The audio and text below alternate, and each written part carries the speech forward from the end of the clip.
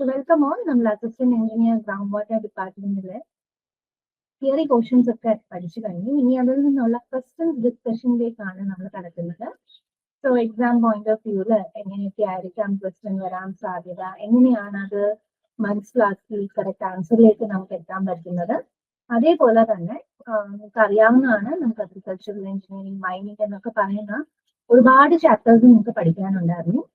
അപ്പോ വളരെ ബേസിക് ആയിട്ടുള്ള കാര്യങ്ങളാണ് നമ്മൾ എല്ലാ ചാപ്റ്റേഴ്സും പഠിച്ചു പോയിക്കൊണ്ടിരുന്നത്. സോ നമ്മൾ ഇതേ സബ്ജക്ട്സ് തന്നെ നമ്മുടെ ഒരു actual paper, actual mining engineering പഠിക്കുന്നവർ അല്ലെങ്കിൽ ആക്ച്വൽ അഗ്രികൾച്ചറൽ എഞ്ചിനീയറിംഗ് പഠിക്കുന്നവരുടെ ഈ പേപ്പേഴ്സ് നമ്മൾ നോക്കുമ്പോൾ കുറച്ച് പ്രോബ്ലംസ് ഒക്കെ എക്സ്ട്രാ ആയിട്ട് അവർക്ക് ചെയ്യാനായിട്ട് നോർമലി കാണാറുണ്ട് ഈ പേപ്പേഴ്സിൽ. അപ്പൊ അങ്ങനത്തെ കുറച്ച് ക്വസ്റ്റ്യൻസും കൂടെ നമ്മൾ ഇന്ന് ഡിസ്കസ് ചെയ്യുന്നതായിരിക്കും. ഓക്കെ, അപ്പൊ നമുക്ക് സമയം കളയാതെ ആദ്യത്തെ ചോദ്യത്തിലേക്ക് പോകാം. So this is your first question. So ഇത് നമ്മൾ ജനറലി നമ്മളുടെ ഒരു പോയിന്റ് മുന്നേ പറഞ്ഞ പോലെ തന്നെ നമ്മളുടെ ഒരു അഗ്രികൾച്ചർ അതേപോലെ തന്നെ സിവിൽ എഞ്ചിനീയറിംഗ് പോയിന്റ് ഓഫ് വ്യൂല് സാധാരണ ചോദിച്ച് കാണാറുള്ള ഒരു ചോദ്യമാണ്. ഓക്കെ, അപ്പം അത് ഈ പേപ്പറിൽ എപ്പോഴും വരുന്നതായതുകൊണ്ട് തന്നെ നമ്മളും ഒന്ന് ഡിസ്കസ് ചെയ്ത് വെക്കാം എന്ന് തോന്നി. So what is the name of water which flows under gravity? ഗ്രാവിറ്റിയിൽ ഒഴുകുന്ന വെള്ളത്തിന്റെ പേരെന്താണ് എന്നാണ് ചോദിച്ചത്. ഓക്കെ, അപ്പം 4 ഓപ്ഷൻസ് തന്നിട്ടുണ്ട്. വളരെ സിമ്പിൾ ആണ് ഈ കോൺസെപ്റ്റ്. അപ്പൊ ഞാൻ ഒരു ചെടി നടാൻ പോവാണ്. ഓക്കെ, ഇവിടെ എനിക്കൊരു ചെടി നട്ട് വെച്ചിട്ടുണ്ട്. അപ്പൊ ചെടി നട്ട് വെക്കുമ്പോഴത്തേക്ക് നമുക്ക് എന്തൊക്കെ കാണാൻ പറ്റും? നമ്മുടെ ചെടി മണ്ണിനകത്താണ് നട്ടേക്കുന്നത്. സോ എനിക്ക് സ്മോൾ പോർട്സ് കാണാൻ പറ്റും. വലിയ വലിയ void spaces in between the soil എനിക്ക് കാണാനായിട്ട് പറ്റും. അപ്പൊ നമ്മൾ പറയുന്നത് നമ്മളുടെ ഈ ഒരു സ്മോൾ പോർട്സ്, അതായത് നമ്മളുടെ മണ്ണിനകത്തുള്ള ചെറിയ ചെറിയ വോയിഡ് സ്പേസസിൽ നമുക്ക് കാണാൻ പറ്റുന്ന വെള്ളം, ഈ സ്മോൾ പോർട്സിൽ കാണാൻ പറ്റുന്ന വെള്ളത്തിനെ നമ്മൾ വിളിക്കുന്ന പേരാണ് കാപ്പിലറി വാട്ടർ. ഓക്കെ, എന്താണ് സ്മോൾ പോർട്സിലുള്ളവരെ വിളിക്കുന്ന പേര്? Capillary water. അതേസമയത്ത് കുറച്ച് ബിഗ് പോർട്സിലുള്ളവരെ നമ്മൾ കാണുന്ന വെള്ളത്തിന്റെ പേരാണ് which is gravitational water. Okay, gravitational water. Gravity കാരണമുള്ള വാട്ടർ അല്ലെങ്കിൽ ഗ്രാവിറ്റേഷണൽ വാട്ടർ എന്ന് പറയും. ഇനി ഇതല്ലാണ്ട് നമ്മൾക്ക് എന്ത് ചെയ്യാൻ പറ്റും? നമ്മളുടെ മണ്ണ്, നമ്മുടെ ഇപ്പൊ ഫോർ എക്സാമ്പിൾ ഒരു ക്ലേ ഒക്കെ ആണെന്നുണ്ടെങ്കിൽ അവർ കുറച്ച് വെള്ളത്തിനെ അട്രാക്ട് ചെയ്ത് നിർത്തും, അല്ലെങ്കിൽ അബ്സോർബ്ഡ് വാട്ടർ എന്നുള്ള ഒരു കൺസെപ്റ്റ് ആണ്. Okay, absorbed water. അപ്പൊ അങ്ങനെ അബ്സോർബ്ഡ് വാട്ടറിനെ നമ്മൾ വിളിക്കുന്ന പേരാണ് ഹൈഗ്രോസ്കോപ്പിക്. Okay, hygroscopic water. അപ്പൊ നമ്മളോട് ക്വസ്റ്റ്യൻ എന്താ ചോദിച്ചേക്കുന്നത്? What is the name of water which flows under gravity? ഗ്രാവിറ്റിയിൽ ഒഴുകുന്ന വെള്ളത്തിന്റെ പേരെന്താണ്? Which is known as gravity water. അപ്പൊ ഈ 3 ടേംസ് ആണ് നോർമലി നമ്മൾ ഇറിഗേഷൻ പർപ്പസിന് യൂസ് ചെയ്യുന്ന വെള്ളത്തിനെ കാറ്റഗറൈസ് ചെയ്യാനായിട്ട് പറയുന്നത്. ഹൈഗ്രോസ്കോപ്പിക് വാട്ടർ എന്ന് പറയുമ്പോൾ നമ്മുടെ മണ്ണ് അബ്സോർബ് ചെയ്ത് വെക്കുന്ന വെള്ളത്തിനെയാണ് നമ്മൾ ഹൈഗ്രോസ്കോപ്പിക് വാട്ടർ എന്ന് പറയാം. അതൊരിക്കലും നമ്മുടെ പ്ലാന്റിന്റെ ഗ്രോത്തിന് അതിന് യൂസ് ചെയ്യാനായിട്ട് പറ്റില്ല. ഇനി നമ്മുടെ പ്ലാന്റിന്റെ താഴെയുള്ള ചെറിയ സ്പോർ സ്പേസസ്, മണ്ണിനകത്തുള്ള ചെറിയ സ്പോർ സ്പേസസിൽ ഒക്യുപ്പൈ ചെയ്യുന്ന വെള്ളം ഉണ്ടായിരിക്കും. ആ വെള്ളമാണ് ആക്ച്വലി നമ്മുടെ റൂട്ട് സോണില് നമ്മുടെ പ്ലാന്റിന് യൂസ്ഫുൾ ആയിട്ടുള്ള ഒരു വാട്ടർ. അങ്ങനെയുള്ള വെള്ളത്തിനെ നമ്മൾ വിളിക്കുന്ന പേരാണ് capillary water. And then gravity, വലിയ വലിയ വലിയ വോയിഡ് സ്പേസസിനകത്ത് വെള്ളം ഇരുന്നാൽ അത് എന്ത് ചെയ്യാൻ തുടങ്ങും? പെട്ടെന്ന് അങ്ങ് ഒഴുകി പോകാൻ തുടങ്ങും. അപ്പൊ അങ്ങനത്തെ വെള്ളത്തിനെ നമ്മൾ വിളിക്കുന്ന പേരാണ് ഗ്രാവിറ്റി വാട്ടർ. ഇനി നെക്സ്റ്റ് ക്വസ്റ്റ്യൻ ആണ്, up to which point plants can extract water? Okay, അപ്പം ഇവിടെ നമ്മൾ വളരെ ഇമ്പോർട്ടന്റ് ആയിട്ട് പഠിക്കേണ്ട ഒരു കാര്യമുണ്ട്. ഇവിടെ ഞാനൊരു ടേബിൾ ആയിട്ടാണ് പറയാനായിട്ട് പോകുന്നത്. സോ ഞാൻ ഇവിടെ ഒരു സോൺസ് ക്രിയേറ്റ് ചെയ്യാനായിട്ട് പോവാണ്. ഓക്കെ, അപ്പോ നമ്മള് സോൺസ് നമ്മൾ എങ്ങനെയാണ് ഡിവൈഡ് ചെയ്യുന്നതെന്ന് ചോദിച്ചാൽ, മെയിൻ ആയിട്ട് നമ്മൾ 3 രീതിയിൽ 3 ലെയേഴ്സ് ആയിട്ടാണ് നമ്മുടെ നമ്മുടെ മണ്ണിനകത്ത് സോൺ നമ്മൾ ഡിവൈഡ് ചെയ്യാൻ പോകുന്നത്. അതായത് ഞാൻ ചെടി നട്ട് വെച്ചിരിക്കുന്നതിന് താഴെയുള്ള മണ്ണ്, അതിനകത്ത് വെള്ളം ഉണ്ടായിരിക്കും. ആ വെള്ളത്തിനെ ഞാൻ 3 സോൺസ് ആക്കി ഡിവൈഡ് ചെയ്യാനായിട്ട് പോകുന്നത്. ഓക്കെ, അപ്പോ ഏറ്റവും മേളിലുള്ള സോണിനെ നമ്മൾ വിളിക്കുന്ന പേരാണ് സാച്ചുറേഷൻ. ഓക്കെ, സാച്ചുറേഷൻ ആണ് ഏറ്റവും മേളിലുള്ള പോയിന്റ്. അപ്പൊ എന്താണ് സാച്ചുറേഷൻ എന്ന് പറഞ്ഞാല്, സാച്ചുറേഷൻ എന്ന് പറയുമ്പോൾ ഫുൾ എല്ലാ വോയിഡ് സ്പേസസും എന്റെ സോയിലിനകത്തുള്ള എല്ലാ വോയിഡ് സ്പേസസും ഫില്ലായി കഴിഞ്ഞാൽ നമ്മൾ അവരെ വിളിക്കുന്ന പേരാണ് സാച്ചുറേഷൻ പോയിന്റ്. ഇപ്പൊ നല്ലൊരു മഴയൊക്കെ പെയ്ത് കഴിയുമ്പോഴത്തേക്കും നമ്മളുടെ മണ്ണ് എന്ത് സംഭവിക്കും? കംപ്ലീറ്റ്ലി അതിനകത്തെല്ലാം വെള്ളം കയറി ഇരിക്കുമായിരിക്കും. അപ്പൊ അതിനെ നമുക്ക് സാച്ചുറേഷൻ എന്ന് വിളിക്കും. ഇനി നെക്സ്റ്റ് ഒരു ടേം ആണ് FC, അല്ലെങ്കിൽ നമ്മൾ ഫീൽഡ് കപ്പാസിറ്റി എന്ന് വിളിക്കും. FC or field capacity. Okay, അപ്പൊ എന്താണ് ഫീൽഡ് കപ്പാസിറ്റി നമുക്ക് നോക്കാം. സോ എന്റെ പോയിന്റ് ഈ പോയിന്റിൽ സാച്ചുറേഷൻ ആണ്, ഈ പോയിന്റിൽ ഫീൽഡ് കപ്പാസിറ്റി ആണ്. അപ്പൊ സാച്ചുറേഷൻ എന്ന് പറയുന്നത് നമ്മൾ പറഞ്ഞു നല്ലൊരു മഴ കഴിഞ്ഞപ്പോൾ മണ്ണിനകത്ത് വെള്ളം കയറിയിരുന്നു. സോ മഴ ഒന്ന് നിന്ന് കഴിയുമ്പോഴത്തേക്ക് കുറച്ച് നേരം കഴിഞ്ഞ് നോക്കുമ്പോൾ എന്താ കാണാൻ പറ്റുന്നത്? കുറെ വെള്ളമൊക്കെ എന്ത് പോയിട്ടുണ്ടായിരിക്കും? ഇറങ്ങി പോയിട്ടുണ്ടായിരിക്കും അല്ലെ? അപ്പൊ എങ്ങനത്തെ വെള്ളം ഇറങ്ങി പോകുന്ന നമ്മൾ പറഞ്ഞ നമ്മുടെ ഗ്രാവിറ്റി വാട്ടർ എന്ത് ചെയ്തിട്ടുണ്ട്? ഇറങ്ങിപ്പോയി. ബിക്കോസ് അവര് വോയിഡ് സ്പേസസിനകത്തൂടെ ഒഴുകി പോകാനായിട്ട് തുടങ്ങി. ഇനി ഫീൽഡ് കപ്പാസിറ്റി കഴിഞ്ഞാൽ നമുക്ക് കാണാൻ പറ്റുന്ന നെക്സ്റ്റ് പോയിന്റിന്റെ പേരാണ് നമ്മള് PWT, which is permanent wilting point, which is given over here. Okay, option ബിയിൽ തന്നിട്ടുള്ള പെർമനന്റ് വിൽറ്റിംഗ് പോയിന്റ്. അതായത് പെർമനന്റ് വിൽറ്റിംഗ് പോയിന്റ് വരെ നമുക്ക് കുറച്ച് വെള്ളം എന്തായിരിക്കും? അവൈലബിൾ ആയിരിക്കും. ഗ്രാവിറ്റി വാട്ടർ ഒക്കെ ഒഴുകിപ്പോയി, എന്നാൽ അത് കഴിഞ്ഞിട്ട് സ്റ്റിൽ നമ്മുടെ മണ്ണിനകത്ത് എന്തുണ്ടായിരിക്കും? കുറച്ച് വെള്ളം നമ്മുടെ പ്ലാന്റിന് ഗ്രോത്തിന് വേണ്ടി അവൈലബിൾ ആയിരിക്കും. അത് എവിടെയാണ് കാണാൻ പറ്റുന്നത്? ഫീൽഡ് കപ്പാസിറ്റിക്ക് പെർമനന്റ് വിൽറ്റിംഗ് പോയിന്റിനും ഇടയ്ക്കായിരിക്കും കാണാനായിട്ട് പറ്റും. ഓക്കെ, ഇനി പെർമനന്റ് വിൽറ്റിംഗ് പോയിന്റ് എത്തിക്കഴിഞ്ഞാൽ, അതായത് വിൽറ്റിംഗ് സ്റ്റാർട്ട് ചെയ്യുന്നു, അതായത് നമ്മളുടെ ചെടി പയ്യെ തളരാൻ തുടങ്ങുന്നു. ഓക്കെ, അപ്പൊ ചെടി തളരുന്നു. എന്തുകൊണ്ടാണ് നമുക്ക് ചെടി തളരുന്നത്? ബിക്കോസ് അൺഅവൈലബിൾ ആണ്. നമുക്ക് വെള്ളം എന്തില്ല? അൺഅവൈലബിൾ ആണ്. എന്തുകൊണ്ടാണ് അൺഅവൈലബിൾ ആകുന്നത്? ബിക്കോസ് ഇനി അവിടെ എന്ത് വെള്ളം മാത്രമേ ഉള്ളൂ? നമുക്ക് ഹൈഗ്രോസ്കോപ്പിക് വാട്ടർ മാത്രമേ അവൈലബിൾ ആയിട്ടുള്ളൂ. ഓക്കെ, ബാക്കി എല്ലാ വെള്ളവും എന്തായിപ്പോയി? ആദ്യം കുറെ വെള്ളം ഒഴുകിപ്പോയി, ഗ്രാവിറ്റേഷണൽ ഫോഴ്സ് കാരണം ഒഴുകിപ്പോയി. രണ്ടാമതായിട്ട് എന്താ സംഭവിച്ചത്? ഈ ഒരു സ്ഥലത്ത് സെക്കൻഡ് റീജിയനിൽ എന്തായി? നമ്മുടെ കാപ്പിലറി വാട്ടർ നമുക്ക് അവൈലബിൾ ആയിട്ട് കിട്ടി. ഇനി അത് കഴിഞ്ഞ് വീണ്ടും നമ്മുടെ പ്ലാന്റ് വെള്ളത്തിന് വേണ്ടി ഇങ്ങനെ തപ്പുമ്പോൾ എന്താ സംഭവിക്കുന്നത്? അതിന് വെള്ളം കിട്ടത്തില്ല. ബിക്കോസ് അവിടെ ഹൈഗ്രോസ്കോപ്പിക് വാട്ടർ ആണുള്ളത്, വെള്ളമാണ് അവൈലബിൾ ആയി. അപ്പോ നമ്മളുടെ ചോദ്യം എന്താ ചോദിച്ചിരിക്കുന്നത് നോക്കിയേ. Up to which point plants can extract water. അപ്പൊ എവിടെ വരെ നമ്മുടെ പ്ലാന്റ്സിന് വെള്ളം എക്സ്ട്രാക്ട് ചെയ്യാൻ പറ്റുന്നതാണ് ചോദിച്ചിരിക്കുന്നത്. എന്തായിരിക്കും നമ്മുടെ ആൻസർ ആയിട്ട് വരിക? അപ് ടു വിച്ച് പോയിന്റ് നമ്മുടെ പ്ലാന്റ്സിന് വെള്ളം എക്സ്ട്രാക്ട് ചെയ്യാനായിട്ട് പറ്റും? നമ്മൾ സ്റ്റെപ്പ് ബൈ സ്റ്റെപ്പ് ആയിട്ട് കണ്ടു. എന്തൊക്കെയായിരുന്നു? അവൈലബിൾ വാട്ടർ എവിടെ വരെ ഉണ്ട്? പെർമനന്റ് വിൽറ്റിംഗ് പോയിന്റ് വരെ അവൈലബിൾ ആണ്. ഓപ്ഷൻ ബി ആണ് കറക്റ്റ് ആൻസർ ആയിട്ട് വരുന്നത്. ഇതൊക്കെ സ്ഥിരം ചോദിക്കാറുണ്ട്. നമുക്ക് സിലബസിൽ ഇത് ഇൻക്ലൂഡഡ് ആണോ എന്ന് ചോദിച്ചാൽ നമുക്ക് അറിയില്ല. അതുകൊണ്ടാണ് ക്വസ്റ്റ്യൻ ഡിസ്കഷൻ ആയപ്പോഴത്തേക്കും ഓക്കെ 2 ക്വസ്റ്റ്യൻസ് നമുക്ക് എക്സ്ട്രാ ആയിട്ട് ഇങ്ങനെ ഡിസ്കസ് ചെയ്യാമെന്ന് വിചാരിച്ചു. Next question. It is said that a particular type of crop requires a depth of 6 centimeter of water every 24 days and the crop period is 168 days. അങ്ങനെയാണെങ്കിൽ find the delta of the crop എന്നാണ് ചോദിച്ചിരിക്കുന്നത്. Okay, so വളരെ വളരെ important ആയിട്ടുള്ള question ആണിത്. നമ്മുടെ base പീരിയഡും ഡെൽറ്റയും അതേപോലെ തന്നെ ഡ്യൂട്ടി ഇവർ തമ്മിൽ റിലേറ്റ് ചെയ്ത് എപ്പോഴും ചോദിക്കാറുണ്ട് ക്വസ്റ്റ്യൻ. അപ്പൊ ഇവിടെ എന്താ തന്നിരിക്കുന്നത്? നമ്മളൊരു പർട്ടിക്കുലർ ക്രോപ്പ് നമ്മൾ നടാൻ പോവാണ്. അതിന് 6 സെന്റിമീറ്റർ ഓഫ് വാട്ടർ വേണം എവറി 26 ഡേയ്സ് കൂടുമ്പോൾ. ആൻഡ് ക്രോപ്പ് പീരീഡ് തന്നിട്ടുണ്ട് 168 ഡേയ്സ്. ഓക്കെ, അപ്പൊ ഓരോ 24 ദിവസം കൂടുമ്പോഴും 6 സെന്റിമീറ്റർ വീതം വെള്ളം വേണം. അങ്ങനെ മൊത്തം എത്ര ദിവസം ഞാൻ അവിടെ വെക്കാൻ പോകുന്നത്? 168 ഡേയ്സ് വെക്കണം. അപ്പോ നമുക്ക് മൊത്തം എത്ര വാട്ടറിങ് വേണ്ടി വരുമെന്ന് കണ്ടുപിടിക്കാം. എത്ര പ്രാവശ്യം നമ്മൾ വെള്ളം ഒഴിക്കേണ്ട വരും? അപ്പൊ എങ്ങനെ കണ്ടുപിടിക്കാം? 24 ദിവസം കൂടുമ്പോൾ 6 സെന്റിമീറ്റർ. അപ്പം മൊത്തം 168 ആയതുകൊണ്ട് ഞാൻ 168 ഡിവൈഡഡ് ബൈ 24 ചെയ്തു, which gives me 7. അപ്പൊ ഞാൻ 7 പ്രാവശ്യം എന്ത് ചെയ്യണം? വെള്ളം ഒഴിച്ചു കൊടുക്കണം. ഇനി ആരായിരുന്നു ഡെൽറ്റ?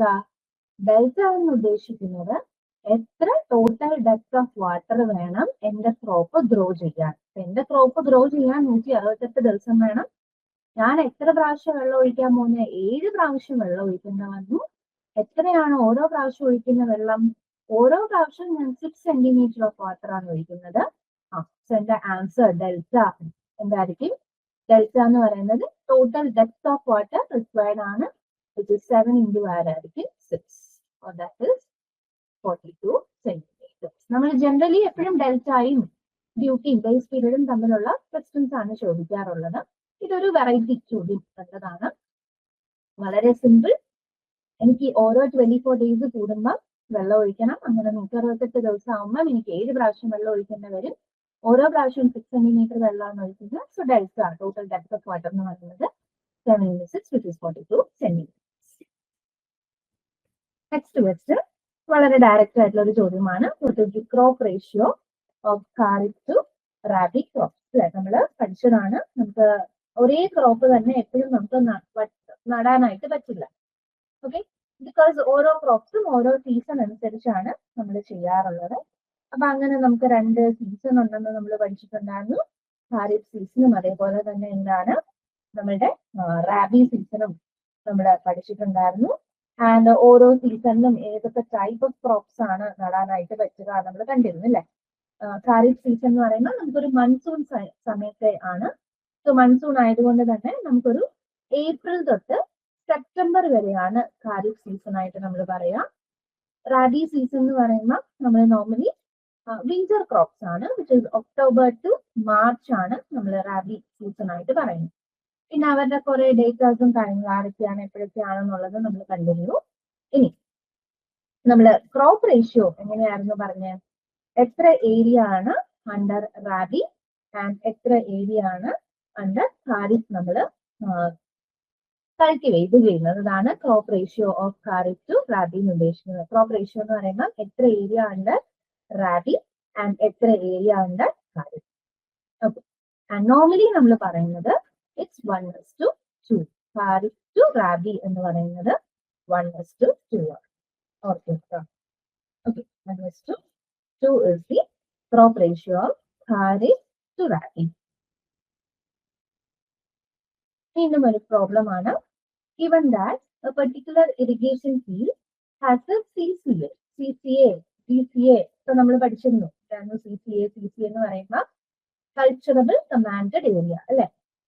ഞാൻ ഒരു ഇറിഗേഷന് വേണ്ടി ഞാൻ പാട്ടത്തിന് കുറച്ച് സ്ഥലം എടുത്തിട്ട് ചിലപ്പോൾ എല്ലാ സ്ഥലത്തും ഞാൻ എന്ത് ചെയ്യത്തില്ല, എനിക്ക് ഇറിഗേഷൻ ചെയ്യാൻ പറ്റില്ല. ചിലപ്പോൾ ഞാൻ ആ പാട്ടത്തിന് സ്ഥലം എടുക്കുന്ന ഉള്ളില് എന്തുണ്ടായിരിക്കും, ഒരു കോളം ഉണ്ടായിരിക്കും, അല്ലെങ്കിൽ ഒരു ചെയർ ഒക്കെ ഉള്ള ഒരു സ്ഥലം ഉണ്ടായിരിക്കും. അപ്പൊ അവിടെ ഒന്നും എനിക്ക് കൃഷി ചെയ്യാൻ പറ്റില്ല. അപ്പം നമുക്ക് ഞാൻ എടുത്തു വെച്ച സ്ഥലത്ത് എത്രത്തോളം സ്ഥലത്ത് എനിക്ക് എന്ത് ചെയ്യാൻ പറ്റുന്നു, പ്രോപ്പറായിട്ട് കൃഷി ചെയ്യാൻ പറ്റുന്നുണ്ടോ, അതാണ് നോർമലി നമ്മൾ എന്തായിട്ട് പറയുന്നത്, CCA ആയിട്ട് പറയുന്നത്, നമ്മുടെ കൾച്ചറബിൾ കമാൻഡഡ് ഏരിയ. നമ്മുടെ CCA വാല്യൂ തന്നിട്ടുണ്ട്, വിച്ച് ഇസ് 200 hectares ആണ്. Out of which 150 hectares is cultivated for Rabi season and 100 hectares is cultivated for Kharif season. അങ്ങനെയാണെങ്കിൽ intensity of irrigation for each season ആണ് ചോദിച്ചിട്ടുള്ളത്. Okay, so very simple. എന്റെ total CCA എത്രയാ? Total commanded area എന്ന് പറയുന്നത് 200 ആണ്. Okay, അതില് എന്താ ചെയ്തത്, റാബി സീസണില് ഞാൻ എത്ര യൂസ് ചെയ്തു? 150 hectares യൂസ് ചെയ്തു. അപ്പൊ നമുക്ക് അതിനെ എന്ത് ചെയ്യാം, പെർസെൻറ്റേജ് ആക്കി മാറ്റാം. സോ പെർസെൻറ്റേജ് ആക്കുമ്പോൾ എത്രയായിരിക്കും? 150 divided by 200. So 150 divided by 200 ആണ് റാബി സീസണിന്റെ വരിക. ഇനി എന്താണ് ഖാരിഫ് സീസൺ ആയപ്പോഴത്തേക്കും എന്തായി? Which is 100. ഖാരിഫ് ആയപ്പോഴത്തേക്കും വിച്ച് ഇസ് 100 ആണ്. അപ്പൊ എത്ര ശതമാനം ഏരിയ ആണ് ഞാൻ കൾട്ടിവേഷന് വേണ്ടി എടുത്തത്? Which is 100 by 200. ആൻഡ് ഇവരെ നമ്മൾ എന്താക്കി മാറ്റണം? പെർസെൻറ്റേജ് ആക്കി മാറ്റും. സോ രണ്ടുപേരെയും പെർസെൻറ്റേജ് ആക്കുമ്പോൾ എന്താകും വരിക? ഓപ്ഷൻ സി, 150 by 200 എന്ന് പറയുന്നത് 75%. അതേപോലെ ഖാരിഫ് സീസണിന്റെ 100 by 200 എന്ന് പറയുമ്പോൾ 50%. Next one, by what percentage of available moisture is easily extracted by the plant. നമ്മൾ കണ്ടിരുന്നു നമുക്ക് എടുക്കാൻ പറ്റുന്ന വാട്ടർ അല്ലെ, അതിനെയാണ് നമ്മൾ എന്ത് വിളിച്ചത്, അവൈലബിൾ മോയ്സ്ചർ എന്ന് വിളിച്ചത്. അപ്പൊ എത്രത്തോളം അവൈലബിൾ മോയ്സ്ചർ ആണ് ഒരു പ്ലാന്റിനെ എക്സ്ട്രാക്ട് ചെയ്യാനായിട്ട് പറ്റുന്നത്, ഇത് ഒന്ന് കാണാതെ അറിഞ്ഞു വെക്കുന്നത് നല്ലതായിരിക്കും. ഓക്കെ, അവൈലബിൾ മോയ്സ്ചർ എന്താണ്, അൺഅവൈലബിൾ മോയ്സ്ചർ എന്താണ്, അതെല്ലാം നമ്മൾ ആ ഒരു പിക്ചറിനകത്ത് കണ്ടിട്ടുണ്ടായിരുന്നു. അപ്പൊ എത്ര പെർസെന്റേജ് ആണ് നമുക്ക് അവൈലബിൾ ആയിട്ട് എടുക്കാനായിട്ട് പറ്റുന്നത്.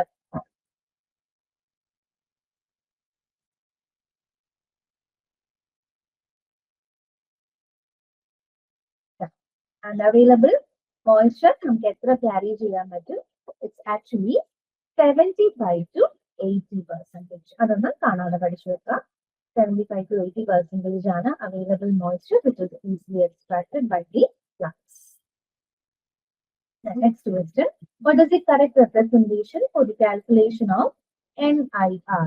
NIR കണ്ടുപിടിക്കാനായിട്ടുള്ള നമ്മളുടെ ഇക്വേഷൻ ഏതാണ്? അപ്പൊ നമ്മള് ഇറിഗേഷൻ റിക്വയർമെന്റ് നമ്മള് concentrated irrigation, net irrigation, field irrigation ഒക്കെ പറഞ്ഞ കുറച്ച് എഫിഷ്യൻസിയും കാര്യങ്ങളൊക്കെ പറഞ്ഞ് പഠിച്ചിട്ടുണ്ടായിരുന്നു. അപ്പൊ അതില് NIR എങ്ങനെ കണ്ടുപിടിക്കാം? ഡയറക്റ്റ് ആയിട്ടുള്ള ക്വസ്റ്റ്യൻ ആണ്. ഓപ്ഷൻ ബി ആണ് നമുക്ക് ആൻസർ ആയിട്ട് വരിക, which is CIR plus leaching losses.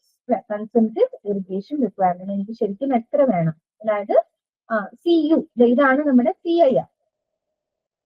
എന്താണ് ശരിക്കും എനിക്ക് ഇറിഗേഷൻ എത്ര വെള്ളം വേണം? അപ്പൊ നമ്മൾ ഇറിഗേഷൻ എപ്പോഴാണ് സപ്ലൈ ചെയ്യുന്നത്? നമുക്ക് മഴ കാരണം വെള്ളം കിട്ടാത്തപ്പോൾ നമ്മൾ എക്സ്ട്രാ ആയിട്ട് കൊടുക്കുന്നതിനെയാണ് ഇറിഗേഷൻ വാട്ടർ എന്ന് പറയുന്നത്.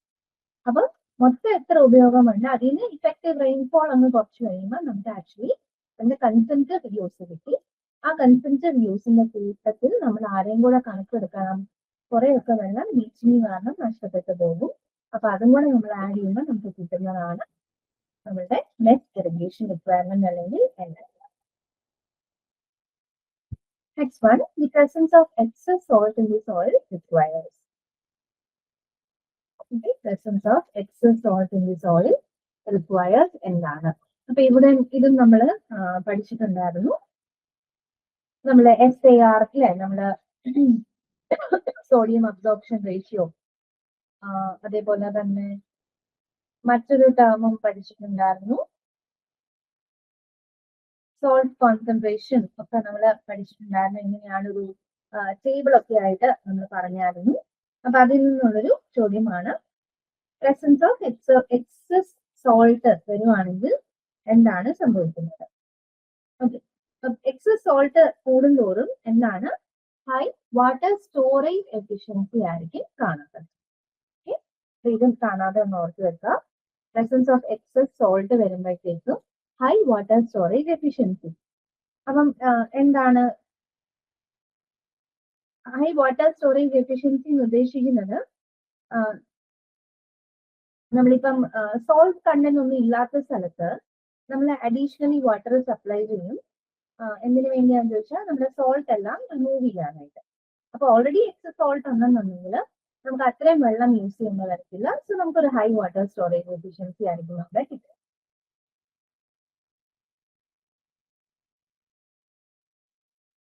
Okay, so option A ആണ് correct answer. Next question. The quantity of water that is pumped into a farm distribution system is 2 cubics. 1.6 cubic is delivered to a turnout 1 kilometer from the well. Compute the conveyance efficiency. Okay, efficiencies നാകുള്ള ഒരു term ആണ്, that is conveyance efficiency. ഇതും അങ്ങനെ ഒരു problem ആയിട്ടൊക്കെ ചോദിക്കാൻ പറ്റുന്ന ഒരു കാര്യമാണ് കൺവെയൻസ് എഫിഷ്യൻസി. നമ്മൾ ഈ പറഞ്ഞ പോലെ എത്രത്തോളം നമുക്ക് എല്ലാം കൂടി കുത്തിക്കെറ്റി പഠിക്കാൻ പറ്റും അറിയില്ല. അതുകൊണ്ട് പ്രോബ്ലംസ് ഒക്കെ ഇപ്പൊ നമ്മൾ ഈ ചെയ്യുന്ന പോലെ ജസ്റ്റ് ഇമ്പോർട്ടന്റ് ആയിട്ടുള്ള കുറച്ച് പ്രോബ്ലംസ് നമ്മൾ ഡിസ്കസ് ചെയ്ത് പോകുന്നു. അപ്പൊ അതെങ്കിലും ഒന്ന് നോക്കിയെടുക്കാം. ഓക്കെ, കൺവെയൻസ് എഫിഷ്യൻസിനെ നമ്മൾ ആക്ച്വലി θc വെച്ചാണ് റെപ്രസെന്റ് ചെയ്യുന്നത്. അതായത് എത്ര വെള്ളം ഞാൻ ഡെലിവർ ചെയ്യും ഡിവൈഡഡ് ബൈ എത്ര വെള്ളം ഡൈവേർട്ട് ആയി പോയി. അതാണ് നമ്മുടെ കൺവേയൻസ് എഫിഷ്യൻസി ഉദ്ദേശിക്കുന്നത്. ഓക്കെ, അപ്പൊ ഇവിടെ എന്താ നമ്മൾ ചെയ്തേക്കുന്നത് നോക്കിക്കേ. നമ്മള് ബൈ ഡെഫിനിഷൻ എന്താ, എത്ര ഡെലിവർ ചെയ്തു, ഓക്കെ, എത്ര ഡെലിവർ ചെയ്തു ഡിവൈഡഡ് ബൈ എത്ര ഡൈവേർട്ടഡ് ആയി.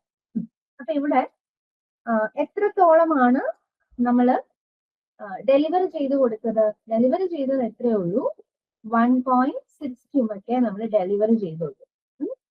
ശരിക്കും നമുക്ക് എത്രയാ ഡൈവേർട്ട് ചെയ്ത് കിട്ടിയത്, നമ്മുടെ മെയിൻ കനാലിൽ നിന്ന് നമുക്ക് എത്രയാ ഡൈവേർട്ട് ചെയ്ത് കിട്ടിയത്, 2 ക്യൂമക്സ് ആണ് നമുക്ക് ഡൈവേർട്ട് ചെയ്ത് കിട്ടിയത്. സോ നമ്മൾ സബ്സ്റ്റിറ്റ്യൂട്ട് ചെയ്ത് പെർസെൻറ്റേജ് ആക്കുമ്പോൾ ദാറ്റ് വിൽ ബിക്കം 80%. എങ്ങനെയാണ് കൺവേയൻസ് എഫിഷ്യൻസിയുടെ പ്രോബ്ലം എന്തെങ്കിലും വന്നാൽ നമ്മൾ ചെയ്യുന്നത്.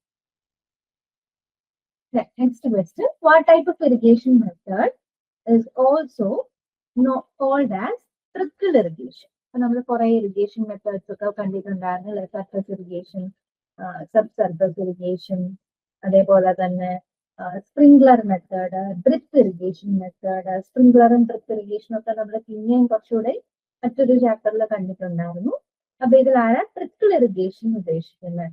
ട്രിക്കിൾ എന്ന് പറഞ്ഞാൽ ഡ്രിപ്പ് ആയിട്ട് അല്ലെങ്കിൽ സ്മോൾ ക്വാണ്ടിറ്റീസിൽ വീഴുന്നതിനെയാണ് നമ്മൾ ട്രിക്കിൾ ചെയ്യാന്ന് പറയാം. സോ ഉറപ്പായിട്ടും എന്തായിരിക്കും നമ്മുടെ ഓപ്ഷൻ ആയിട്ട് വരുന്നത്, option C drip irrigation. Next one, which type of irrigation method uses supply ditch, borders or ridges? Border അല്ലെങ്കിൽ റിഡ്ജ്, വളരെ ഉയരം കൂടിയ തട്ടുകൾ പോലെയൊക്കെ ചെയ്യുന്ന ഇറിഗേഷൻ മെത്തേഡ് ഏതാണെന്നാണ് question. Which type of irrigation uses supply ditch, borders, ridges? Question അതാണ്. അപ്പൊ ഇങ്ങനെ ബോർഡർ അല്ലെങ്കിൽ റിഡ്ജ് എന്ന് വരുമ്പോൾ തന്നെ that's known as border flooding. Check flooding നമ്മൾ വെറുതെ അഴിച്ചു വിടുന്നു. ബേസിൻ ഫ്ലഡിങ് എന്ന് പറയുമ്പോൾ തടം കെട്ടി ഒരു തെങ്ങുണ്ട്, തെങ്ങിന് തടം എടുത്ത് ചെയ്യുന്നു, അതാണ് ബേസിൻ ഫ്ലഡിങ് എന്ന് പറയുന്നത്.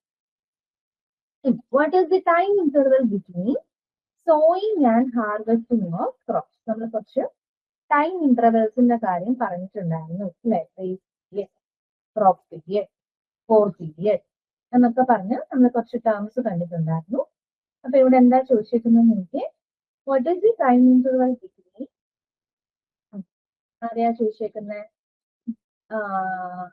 Sowing and harvesting of crop. Sowing and harvesting of crop തമ്മിലുള്ള ടൈം ഇന്റർവെലിന്റെ പേരെന്താണ് എന്നാണ് ചോദിച്ചേക്കുന്നത്.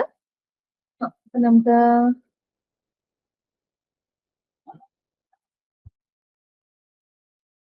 നമ്മൾ പഠിച്ചിട്ടുണ്ട് ബേസ് പീരിയഡ്.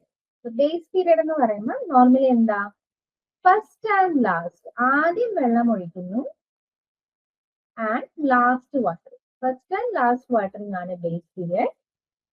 ക്രോപ്പ് പീരിയഡ് എന്തായിരുന്നു, സോയിങ് ആൻഡ് ഹാർവെസ്റ്റിംഗ് ഇടയ്ക്കുള്ളതാണ് നമ്മൾ എന്ത് വിളിക്കുന്നത്, ക്രോപ്പ് പീരിയഡ് എന്ന് വിളിക്കുന്നത്. ഓക്കെ, ഏറ്റവും ആദ്യം ലാൻഡ് പ്രിപ്പയർ ചെയ്യുമ്പോഴും അതേപോലെ നമ്മുടെ ചെടിയൊക്കെ വളർന്ന് മതി, വെള്ളം ഒഴിച്ചത് മതി എന്ന് പറയുന്നതാണ് ബേസ് പീരിയഡ്. ABC നോർത്താൽ മതി, ഡി ആണ് ആദ്യം. അതെപ്പോഴായിരിക്കും, നമ്മള് ചെടി നടുന്നതിന് മുന്നേ വെള്ളം ഒഴിച്ചു, ചെടിക്ക് അവസാനമായിട്ട് വെള്ളം ഒഴിച്ചു. ഇനി അടുത്ത എന്താ, സോയിങ് ആൻഡ് ഹാർവെസ്റ്റിംഗ്, ചെടി നട്ടു ആൻഡ് ചെടി പറിച്ചു, ആ സമയത്തിനടുത്തുള്ള ടൈം ഇന്റർവെല്ലിനെ നമ്മൾ വിളിക്കുന്ന പേരാണ് crop. What is called as percentage of CCA irrigated at a time in one crop season? നമ്മുടെ CCAയുടെ എത്ര ശതമാനം ഞാൻ യൂസ് ചെയ്തു at A time in one crop season. നമ്മൾ ഓൾറെഡി ഒരു പ്രോബ്ലം ആയിട്ട് കണ്ടു കഴിഞ്ഞു. അപ്പൊ നിങ്ങൾക്ക് അറിയാമായിരിക്കുള്ള ആൻസർ എന്താണെന്നുള്ളത്. എന്തായിരുന്നു, നമ്മള് ന്യൂമറിക്കൽ പ്രോബ്ലം ആയിട്ട് തന്നെ ചെയ്തിട്ടുണ്ടായിരുന്നു. എന്താ, ഇന്റൻസിറ്റി ഓഫ് ഇറിഗേഷൻ അല്ലെ, നമ്മള് ഒരു പ്രോബ്ലം ചെയ്തില്ലായിരുന്നു, തൊട്ട് മുന്നേ ഒരു പ്രോബ്ലം ചെയ്തിരുന്നു. CCA തന്നിട്ടുണ്ട്, റാഡി സീസൺ വിത്ര, കാരറ്റ് സീസൺ വിത്ര തന്നിട്ടുണ്ട്. നമ്മൾ എന്താ കണ്ടുപിടിച്ച, ഇന്റൻസിറ്റി ഓഫ് ഇറിഗേഷൻ ഒക്കെ കണ്ടുപിടിച്ചില്ലായിരുന്നു. What is the total depth of water for the complete growth of crop soil? അതും എപ്പോഴും ചോദിക്കുന്നതാണ്.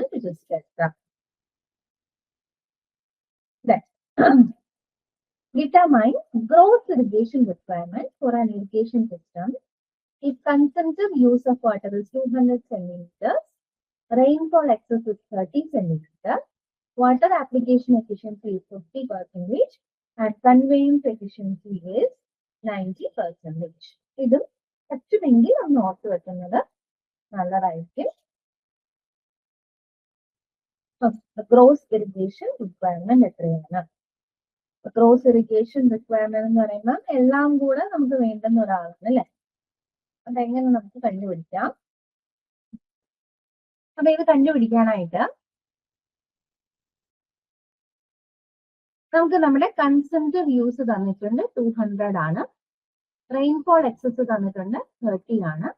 അപ്പൊ കൺസംപ്റ്റീവ് യൂസും റെയിൻഫോൾ എക്സസും തന്നാൽ നമുക്ക് കൺസംപ്റ്റീവ് ഇറിഗേഷൻ റിക്വയർമെന്റ് കണ്ടുപിടിക്കാൻ പറ്റും. ആരൊക്കെയായിരുന്നു? CU minus RE. CU minus RE എന്ന് പറയുമ്പോൾ 200 മൈനസ് ആരെ ചെയ്തു 30 ചെയ്തു, which gives you 170. അതാണ് നമ്മുടെ കൺസംപ്റ്റീവ് ഇറിഗേഷൻ റിക്വയർമെന്റ്. ഇനി അതിന് ഞാൻ നെറ്റ് ഇറിഗേഷൻ റിക്വയർമെന്റ് കണ്ടുപിടിക്കാൻ പോവാം. സോ നെറ്റ് ഇറിഗേഷൻ റിക്വയർമെന്റ് എന്താണെന്നാണ് നമ്മൾ പഠിച്ചത്? നമ്മുടെ കൺസംപ്റ്റീവ് ഇറിഗേഷൻ റിക്വയർമെന്റിന്റെ കൂടെ നമ്മൾ എന്തും കൂടെ ആഡ് ചെയ്യണം? നമ്മുടെ ലോസസും കൂടെ ആഡ് ചെയ്യണം. അപ്പൊ ഇവിടെ പ്രത്യേകിച്ച് ലീച്ചിങ്ങിനെ കുറിച്ചൊന്നും പറയുന്നില്ല. അപ്പൊ ഞാൻ അതും എന്തായിട്ട് തന്നെ അസ്യൂം ചെയ്യാണ് 170. കാരണം ലീച്ചിങ് എത്രയാ പോകുന്നത് തന്നിട്ടില്ല. ഇനി നമ്മൾ പറയുന്നതാണ് FIR എന്നുള്ളൊരു term. That is field irrigation requirement. ഫീൽഡിൽ എത്ര വേണം? ഫീൽഡ് ഇറിഗേഷൻ റിക്വയർമെന്റ് നമ്മൾ എങ്ങനെയാ കണ്ടുപിടിക്കുന്നതെന്ന് ചോദിച്ചാൽ it is NIR, net irrigation requirement divided by application efficiency ആണ്. അപ്പൊ ഇവിടെ ആപ്ലിക്കേഷൻ എഫിഷ്യൻസി എത്ര? 50% തന്നിട്ടുണ്ട്. അപ്പൊ 170 ഡിവൈഡഡ് ബൈ 0.5 ചെയ്യും. അപ്പൊ 170 ഡിവൈഡഡ് ബൈ 0.5 എന്ന് പറയുമ്പോൾ നമുക്ക് എത്ര കിട്ടും? 348. അതാണ് നമ്മുടെ ഫീൽഡ് ഇറിഗേഷൻ റിക്വയർമെന്റ്. അങ്ങനെയാണെങ്കിൽ what is gross irrigation requirement? അതെങ്ങനെ കണ്ടുപിടിക്കുന്നതെന്ന് ചോദിച്ചാൽ it is simply field irrigation requirement by conveyance efficiency. Okay, so ഫീൽഡിൽ എനിക്ക് 140 കിട്ടുന്നുണ്ടായിരുന്നു. എത്ര കൺവെയൻസ് എഫിഷ്യൻസി ഉള്ളൂ? 90% കൺവെയൻസ് എഫിഷ്യൻസി കിട്ടുന്നു. 340 by 0.9. സോ അത് ചെയ്യുമ്പോൾ നമുക്ക് കറക്റ്റ് ആൻസർ ആയിട്ട് കിട്ടുന്നത് ഓപ്ഷൻ ബി ആണ്, which is 377.77 centimeters. Okay. വീണ്ടും what is field irrigation requirement എന്നാണ് ചോദിച്ചേക്കുന്നത്. എന്തായിരിക്കും ഫീൽഡ് ഇറിഗേഷൻ റിക്വയർമെന്റ് എന്ന് പറയുമ്പോൾ എനിക്ക് ഫീൽഡിൽ കിട്ടണം. ഫീൽഡിൽ എന്തൊക്കെ കിട്ടണം?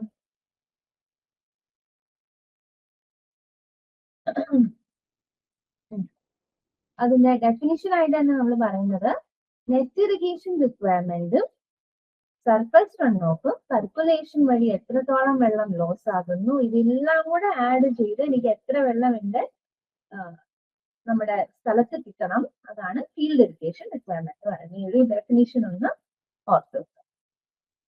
ആൻഡ് ഇതാണ് നമ്മുടെ GIRന്റെ ഡെഫിനിഷൻ, ഗ്രോസ് ഇറിഗേഷൻ റിക്വയർമെന്റ്.